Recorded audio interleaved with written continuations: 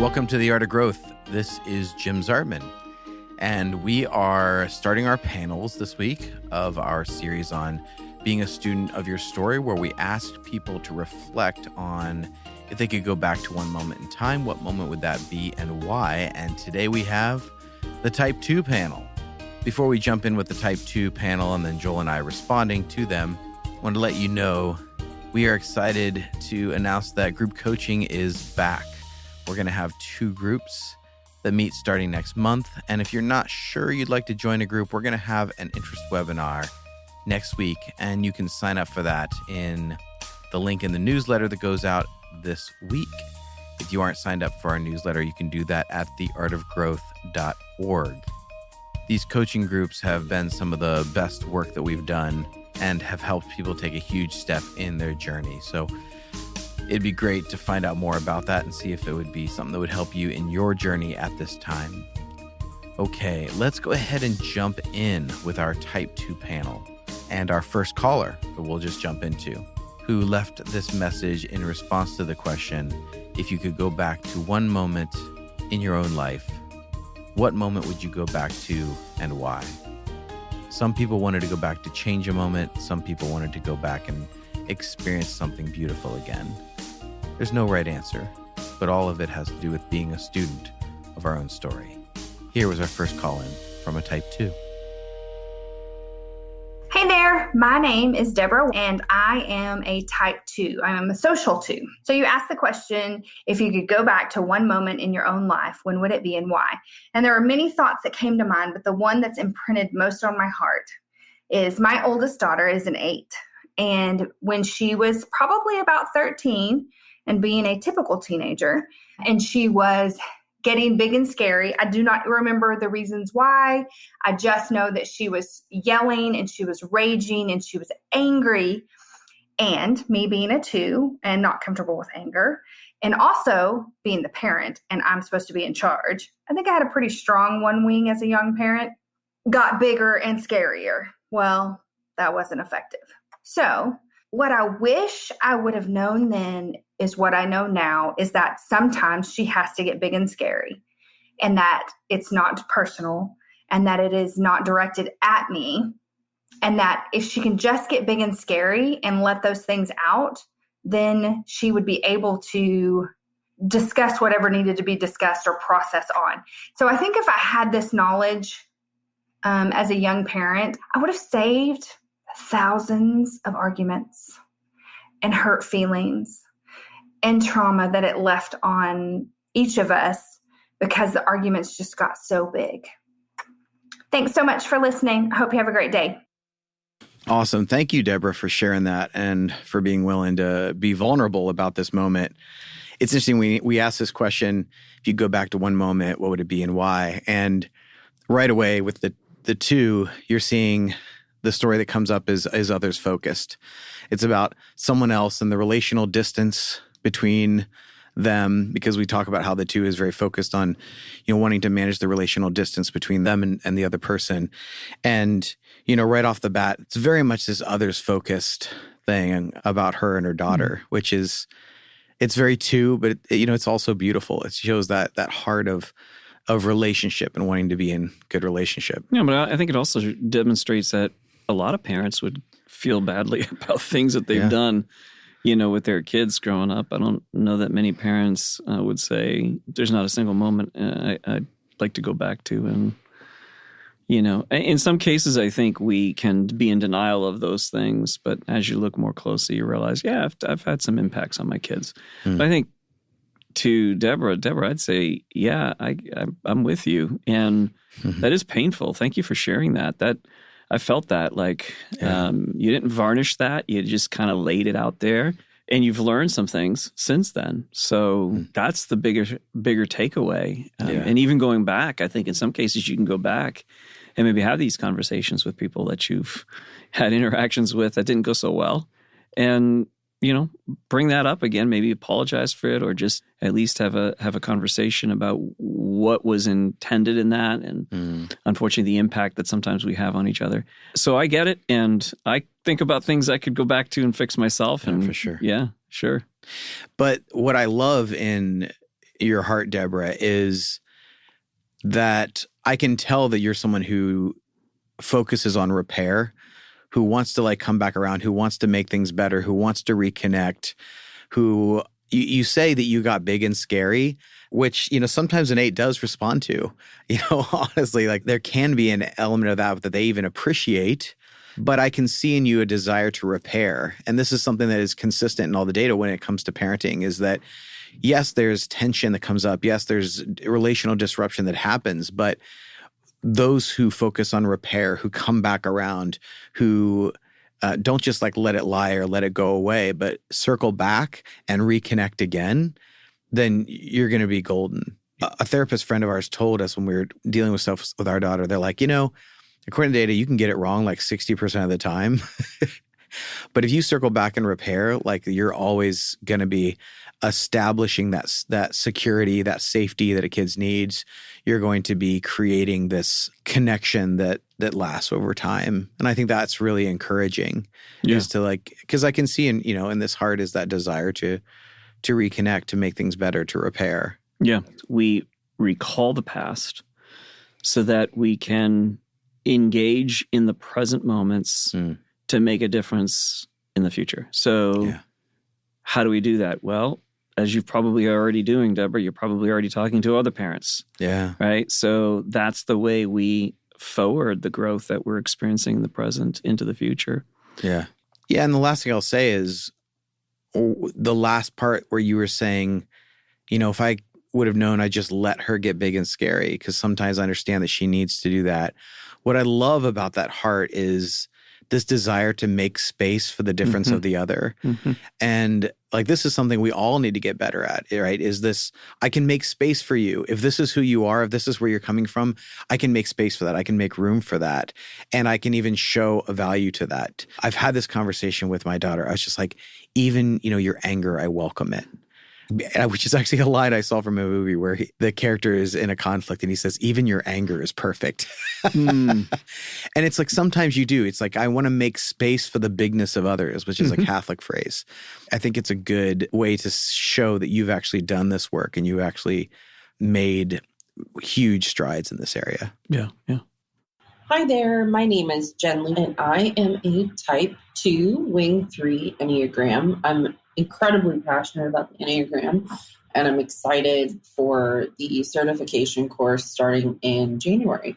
So if I could go back to one moment in my life, it's interesting. When I first read this question, for some reason my mind immediately went to what would I do to change an outcome? And I questioned myself for a minute and just said, no, everything that's led me to the point that I'm at today has happened for a reason. So I don't want to go back and change anything, because we either learn or we win, right? But if I could go back to one moment in my life, it would be back in 2017 at the beginning of the year. My husband and I had been engaged for about a year. We bought a house in November in 2016. I was a partner at an agency, a marketing agency at that time, and things were going a little rocky with me and my partner. I didn't know that this was going to happen, but, we were engaged. We bought the house. We were going to get married in September. A lot of big life things changing, and I had a really difficult conversation with my business partner at the time, and it became clear that I needed to leave the organization. In that moment, there was a lot of fear, there was a lot of trepidation, and, of course, all these big life changes happening. I had looked at my future husband and, I was like, well, I could go find a corporate job, get paid really well, probably work less, and, honestly be miserable. That wasn't something that I wanted to do. Or I could start my own business, probably work more, make less, and be really happy. And my future husband, this is also why I know he was the right one, he just kind of looks at me. He's like, well, you know what you got to do. And I was like, what do you mean? And he was like, you have to start your own business. So in January of 2017, I took the step and started my own business. Will be 6 in January of 2023. I haven't looked back since. And all those feelings of fear and being scared, I truly believe that if you're not nervous about something, sometimes it's not worth it. And it was a really meaningful moment for me, and especially for my growth. I'm glad that I took the leap with no capital. Like I had some savings, but I basically took the leap and started my business. I'm incredibly passionate about emotional intelligence, and I have done a lot of work with my team on the Enneagram, which is part of why I want to get certified. I want to be even more educated. So hope to have an opportunity. Thank you so much. Hey, awesome, Jen. Hey, one of your new certification students. Absolutely. I know Jen. Well, getting to know Jen. Yeah, just starting to get to know Jen. Awesome. Yeah. It's really cool. Yeah, thank you so much, Jen. I love that you said you wouldn't go to the past to change. And I think it's an important distinction to make, is that even though there are some things we look back in the past and maybe experience some regret, or looking at it now saying to ourselves we would have handled it differently today, does not mean that we go back and wish we could go back to the past to change that necessarily, although we would if we could.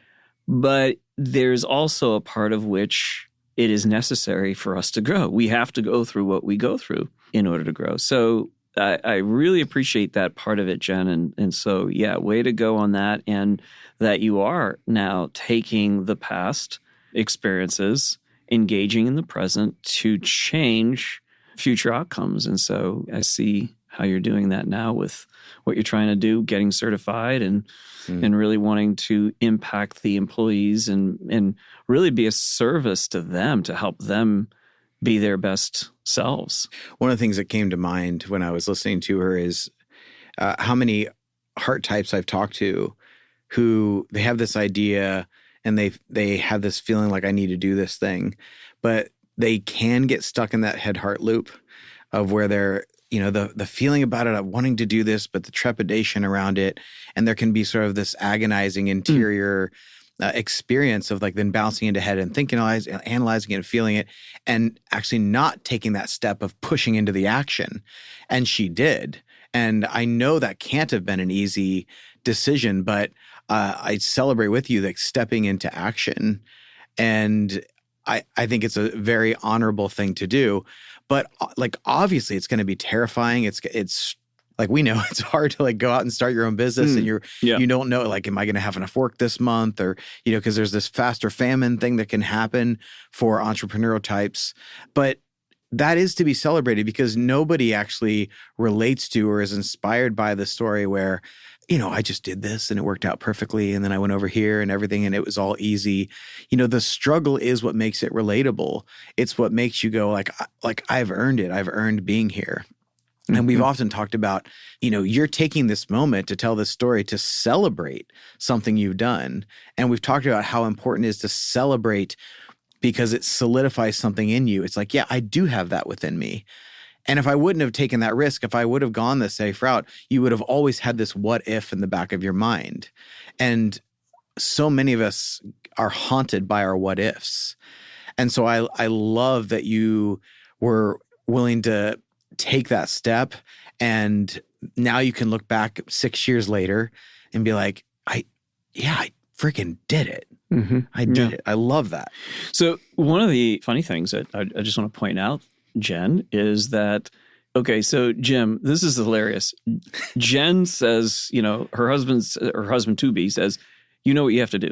Yeah. You know what you need to do. Yeah. And it's like immediately like, no, what is that? Right. So that's like totally heart center, right? It's always I have to look to the moving external. out external, right?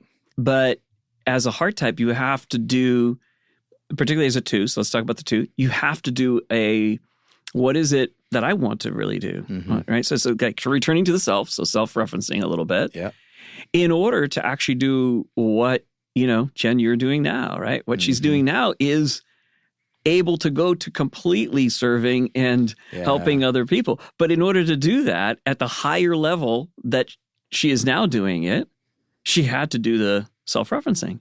She had to come back to herself and say, what do I really want to do? And now you're a 2 that is living an even more impactful type 2 life. And so I love that. Yeah. But I also don't want to like shame that part that needs the external. No, because I think some twos do feel that a little bit like, oh, there's Yeah. something wrong with me if I need that external. And it's like, no, it's okay that you need that. And it happened in this relational context. And, it's a fiance. So you're trying to merge a life together with someone in a healthy way, like trying to partner with someone as you're trying to navigate this complicated life thing.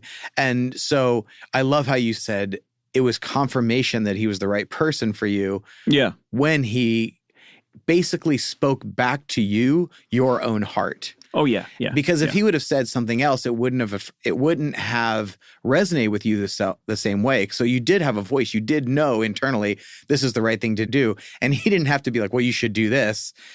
All he did was what you needed to do, and probably either way you would have gone. Yeah, he would have been fine with. Yeah, but you knowing what you needed to do and him calling that out, like that shows a good, dynamic in the partnership too, is like making space. And like a good partner will not be like, you should do this or that, but they will call out that which is already in you. And I think that's a good moment to celebrate as well.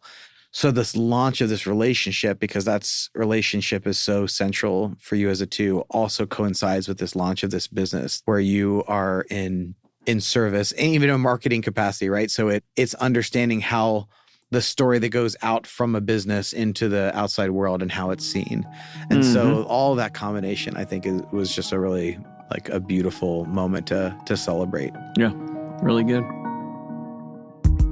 Before we jump in with the next person who called in and our response to them, we want everyone to know about the group coaching courses that are coming up starting next month. You can check out more information on our group coaching programs at theartofgrowth.org and make sure you are signed up for the newsletter there, because if you are not sure whether or not a group would be right for you, you can attend a free webinar that we're going to have next week so you can get a taste of what the experience would be like and see if it's right for you. So make sure you're signed up for our newsletter at theartofgrowth.org so you get the links to sign up for all of these things.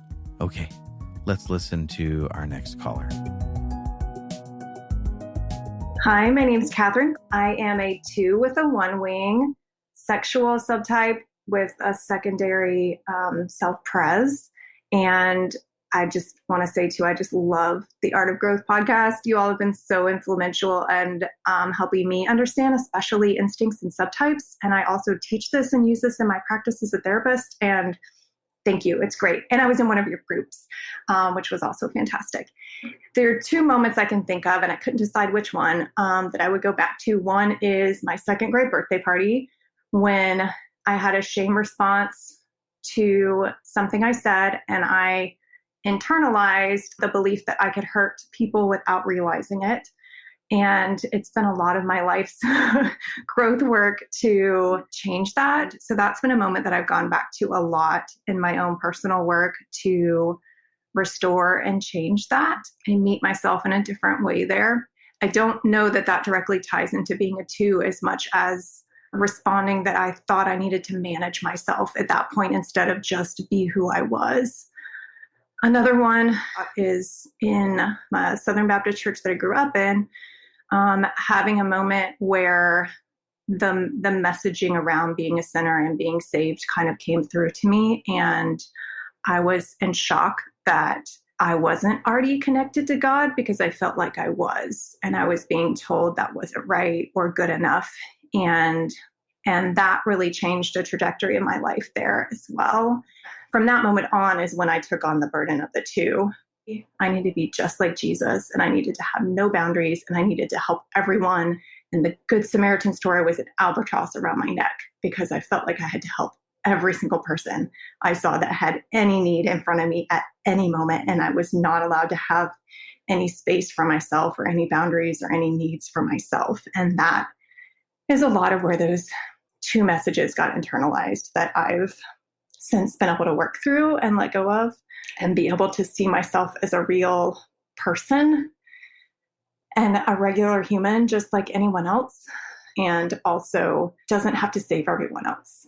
And that is truly transforming. So thank you for the opportunity to share. I'm looking forward to hopefully being a guest, but either way, listening to all the amazing stories that you have coming out in this next season. Thank you for all of your amazing work. Bye. Yeah, some of these get to us a bit more because that one touched me. Yeah, we have experienced some of that world. So yeah. So share a little bit. Why did it touch you so much? Well, first of all, I just want to breathe a little bit and hold space for you, Catherine. I deeply, deeply, deeply, deeply appreciate people sharing their hearts, their wounds, their vulnerability. But I think that one touches deeply because of my experience in the church world too. So, it can be a very harsh world too for some. For some others, it's a wonderful, positive experience. So I don't mean to kind of cast a blanket over all of it. But yeah, Catherine, your experience as a two, your gift is to connect and to, for some twos, it's helping. And that turns into a curse when you're told these things or when the expectations are there for you to be a certain way.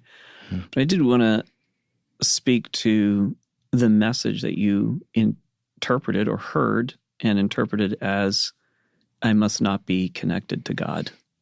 Yeah. And I think anything that begins there is not the truth. Yeah. It is not the truth.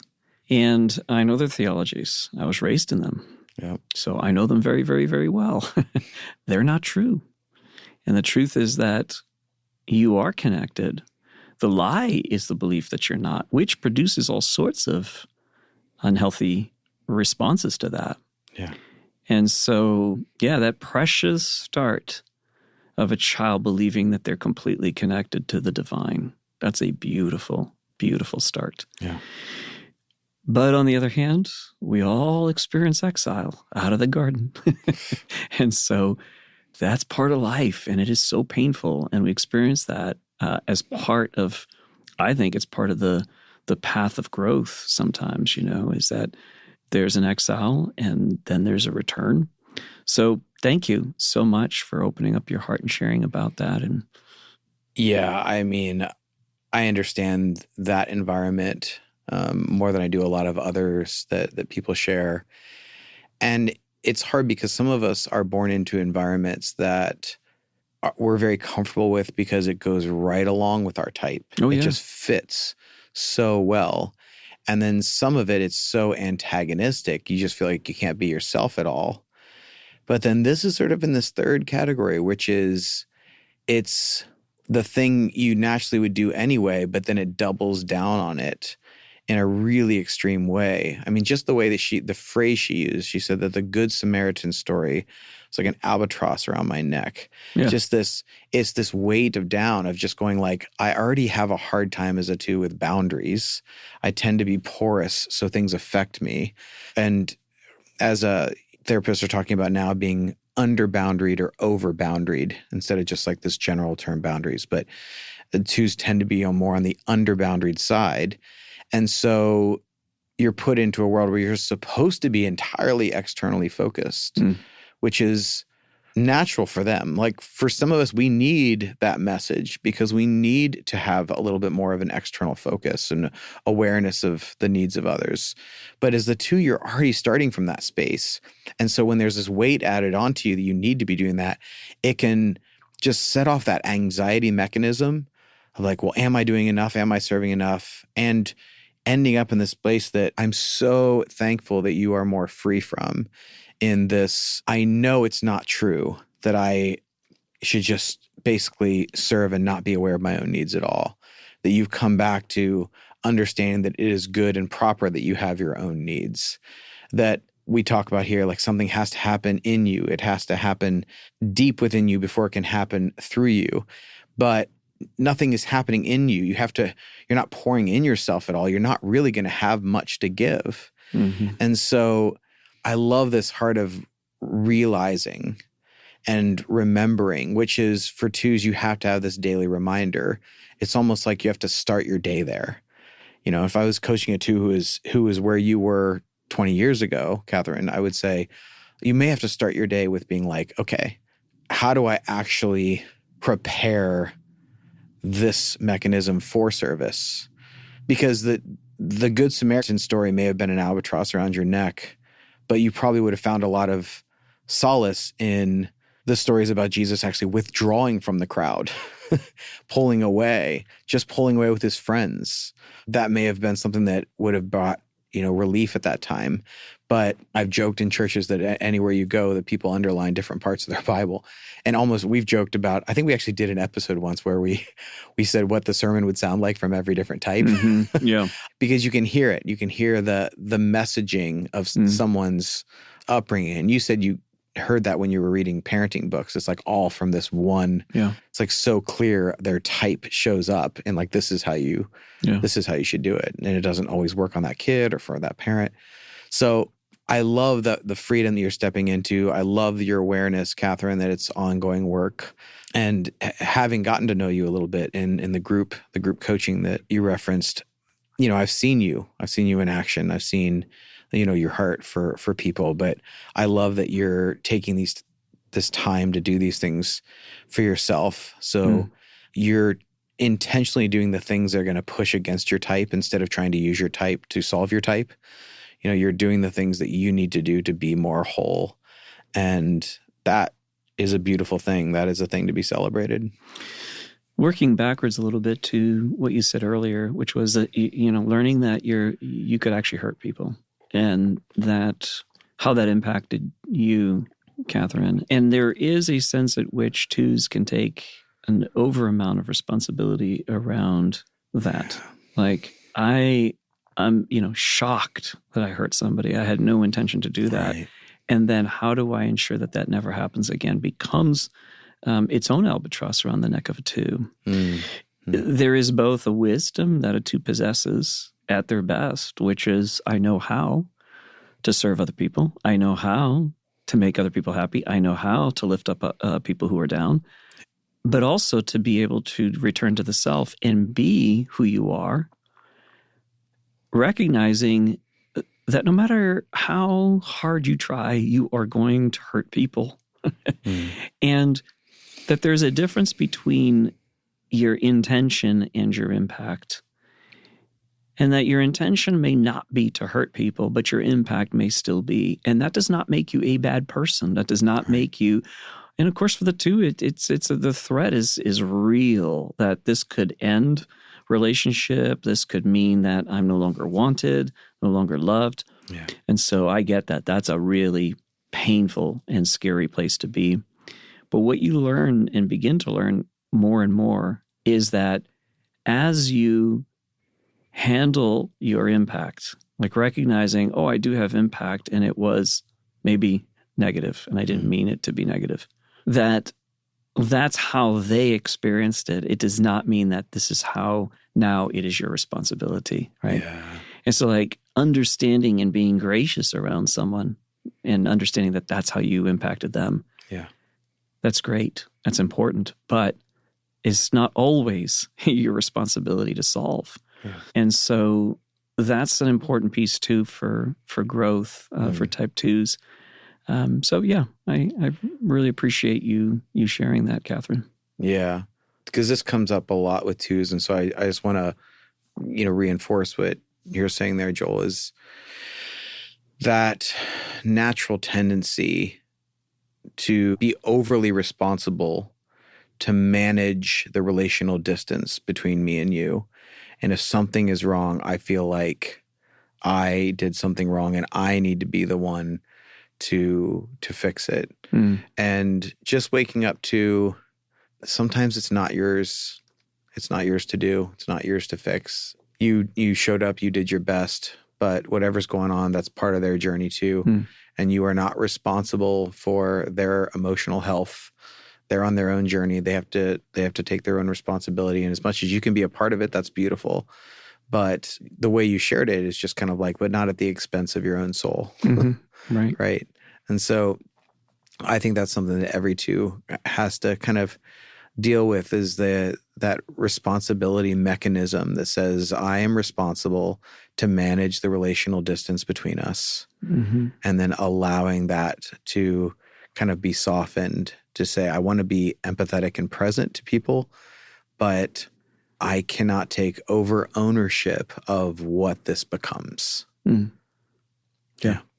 So thank you, Catherine. That was really beautiful, and it's an honor to be able to respond to that. All right, we're going to hear from our next caller, Gina, but just a warning for anyone who might be sensitive to this kind of a topic. She is sharing about an experience of sexual abuse. She doesn't go into detail about it, but we just wanted to give the heads up to anyone who doesn't want to hear that. But we're super thankful for her story. So let's hear from Gina. My name is Gina, and I am a social 2 with a very strong 3 wing, but I thought long and hard about the moment in time that I would go back to. And obviously there are a lot of moments that I would love to revisit, but one defining moment in my life was when I was raped at the age of 15. And I wouldn't go back to change the fact that I was raped, oddly enough, because I feel like I've been able to help so many people along the way who have experienced similar circumstances. But instead, I would tell my parents immediately after it happened, which I did not do. I did not tell anyone until I was an adult. And the reason I would do this is because I did not get the healing that I needed at that young age of 15. And it carried through into my adult life. And those feelings of the need to be in control of my life were manifested from it. And I can look back on so many decisions that I made and so many behaviors that I have. And I can say that most likely stemmed from what happened to me at the age of 15 and keeping it bottled up. So that's what I would do. I would go back in time and tell my parents immediately with the hope of getting the proper healing that I needed. Thank you so much for this opportunity. Okay, Gina.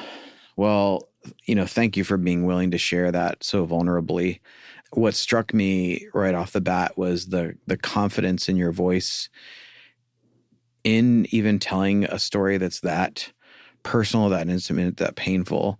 So it's beautiful that you've been able to do that healing work now, but I can hear that, the phrase that stuck out to me the most that I think will kind of stick with me for a while and that really a lot of people will resonate with, and that's helpful, is that I didn't get the healing I needed then. Kind of the struggle of delayed healing. And that just stuck out to me. I don't even really know what to do with that at the exact moment, but there's something about that statement that I feel is like sacred or important for people to hear.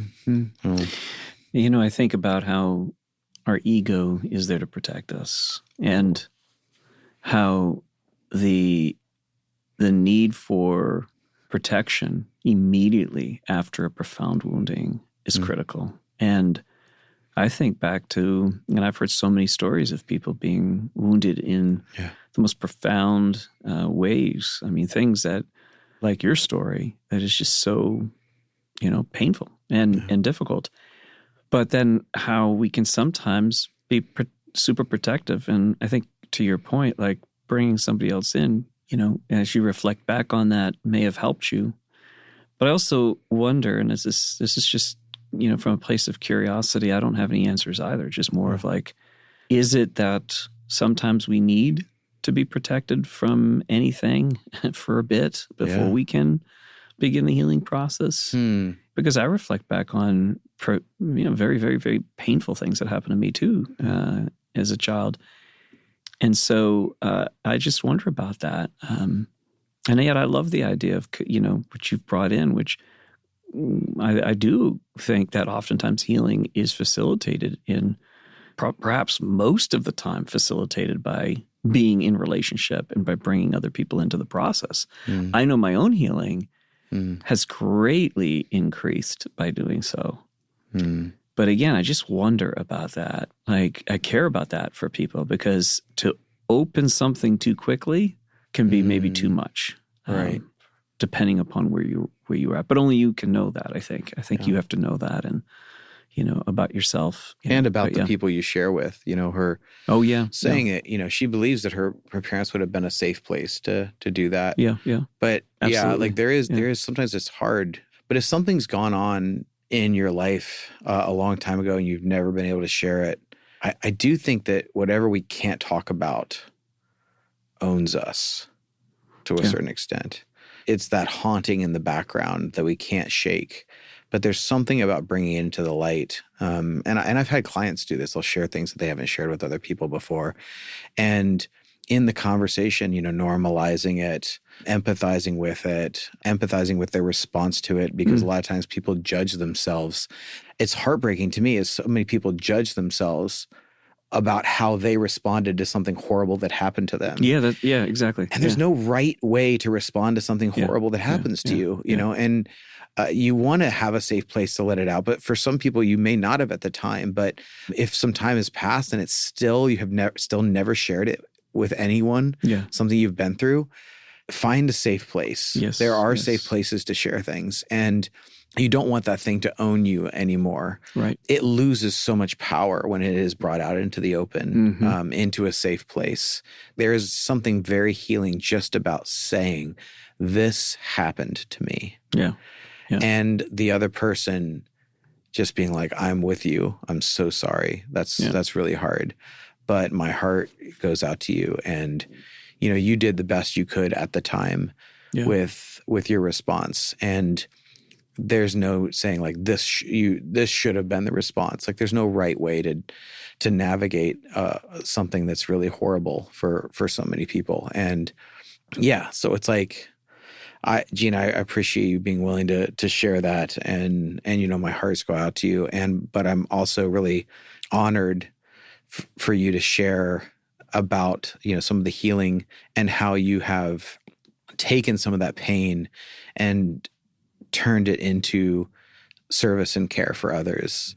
Yeah, one of the things that you said, in which to me indicates a true transformation, is that there's a point at which you can say, would I ever want that to happen again? The answer is no. But the amount of good that it has worked into my life, the amount of change, transformation, growth, healing, the person I've become is a result of, in part, of this profound pain.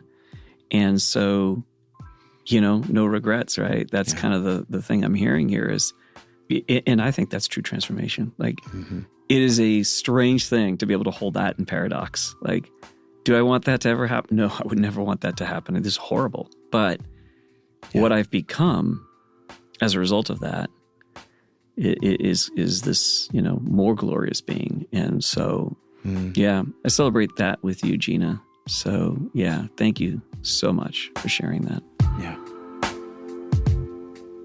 Thank you so much for listening.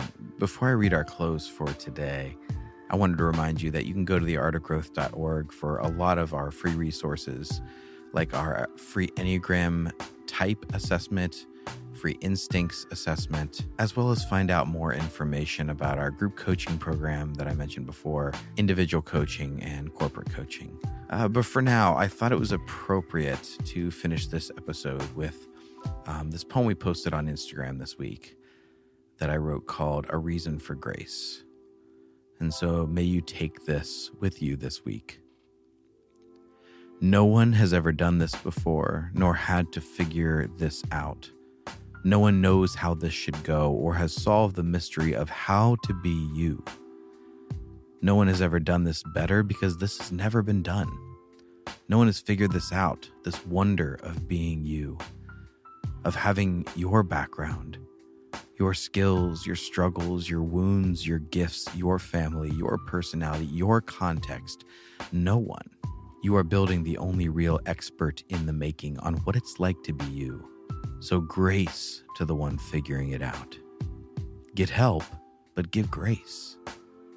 Present yourself today as you are to this, and you will have done everything required of you. Grace and growth, my friends.